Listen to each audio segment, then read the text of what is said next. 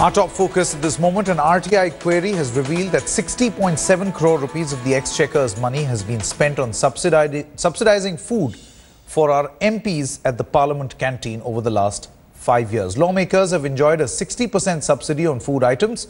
Interestingly, our MPs earn over 1.4 lakh rupees with perks every month. The RTI reply shows that canteens received a subsidy of 10.4, 11.7, 11.9, 12.5 and 14 crore rupees during 2009 and 2014. Now this amounts to over 60 crore rupees. That's your contribution to what is apparently a feast for the parliamentarians. Let's quickly go across to Subhash Agarwal, who's an RTI activist who joins us this morning. Morning, Mr. Agarwal. I mean, only out of curiosity, I want to ask you this question. Did you consider the fact that this canteen could not just be used by parliamentarians, but also, say, people, who work in the parliament, who might not actually be earning that much? No, that's right. But you should also consider the fact that people below poverty line are spending much more than the price we are getting food at parliamentary canteens. So let us compare BPL category with the others at Parliament House. Maybe those working at Parliament House or parliamentarians. There should be some logic. What I say that there should be a cooperative society of parliamentarians which may run parliamentary canteens and on no profit, no loss basis, rather than giving such a huge subsidy. And it gives a bad name to parliamentarians. And on one side, our Prime Minister and government appeals to parliamentarians and people to voluntarily surrender LPG subsidy. And they are also rightly cutting subsidy regime day by day. Then why continuing with this subsidy on parliamentary canteens? Well, Mr. Agarwal, then in that case, are you actually advocating, and by the way, even as we speak to Mr. Agarwal, do stay on with us, Mr. Agarwal. These are, this is the menu card or the rate list at the Parliament canteen. It's something that will perhaps urge you or force you to actually get inside the Parliament. Imagine, where else will you get a chicken sandwich for as less as 4 rupees? Now, Mr. Agarwal, do you think that it's obnoxious rates like these, where you get mutton curry for 20, chicken curry for 29, is something which does not, and a 3-course lunch for 61 rupees. These are certain things which do not go well as far as perception building is concerned. I mean, people of this country will sit up and say, you have set a parameter of setting who's actually below the poverty line, and ideally these benefits should actually be diverted towards them and not towards parliamentarians. See, that I am a vegetarian, so I have analyzed the raw material cost of vegetarian items. For example, few vegetables are sold at rupees 4, and for which raw material cost is rupees 41.25, and it does not include staff salary, preparation cost, and other overhead. So, what is the logic in having such low prices?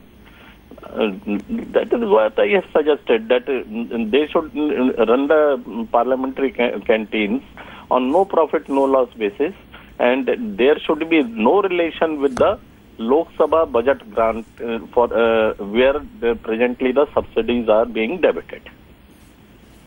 Absolutely. Mr. Agarwal, would you like to make an appeal to the government in this particular regard? Because the Congress seems to have completely forgotten that this particular issue was highlighted during their tenure as well.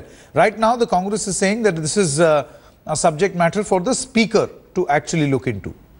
See, whenever the aspects of mutual interest of parliamentarians are there, then parties cutting across party lines try to defend their stands. And yesterday also I was in some panel discussions. They were advocating that average subsidy comes about 15,000 rupees per month to a parliamentarian. Why this subsidy at all? May it be Congress, may it be BJP, or may it be any other party. this practice should be abolished. The subsidy-based paradigm is something that should be avoided, especially at places where it is not required. That's what Mr. Subhash Agarwal is actually saying. Many thanks for joining us this morning. Let's quickly listen into a number of reactions that came in to this story. जैसे सब तरफ जो subsidy छोड़ने की बात होती है, मुझे लगता है पार्लियामेंट के कैंटीन में भी रेगुलर जो रेट है उससे ही जो भी फूड आइटम्स है वो मिलने चाहिए। सब्सिडी की कटौती पार्लियामेंट के कैंटीन में भी होनी चाहिए। ये बात तो लोकसभा की जो अध्यक्षा हैं उन्हीं के कार्यक्षेत्र में है, वही निर्णय इस पे ले सकती हैं, इस पे मैं टिप्पणी नहीं कर सकता। Let's go across to Anusha at this moment, who joins us from Delhi. Anusha, chicken sandwich for 4 rupees. Should we all head towards the Parliament canteen? Well, it seems likely so, and especially about 30% population of this country, which live below the poverty line, should specially head towards the parliament. Even if you consider the latest formula that was submitted by the BJP-led government, which said that rupees 32, if you earn over rupees 32 a day in rural areas, you're not a poor, and if you earn rupees 47 a day in the urban area, you're not a poor. So this especially raises questions on the propriety and the way in which the lawmakers allocate subsidies for their own benefits. As you pointed out, rupees 1.4 lakh plus other perks is the salary of the parliamentarians in this country. And there seems to be no reason when we come and live into an era where the government is rightly trying to do away with the subsidies on many essential commodities like LPG, petrol, diesel. And at this time, we should actually ask this question to the parliamentarians. Is it not time to give up the privileges that should rightly be given to the underprivileged in this country? Anusha, have we heard from the government as far as this issue is concerned?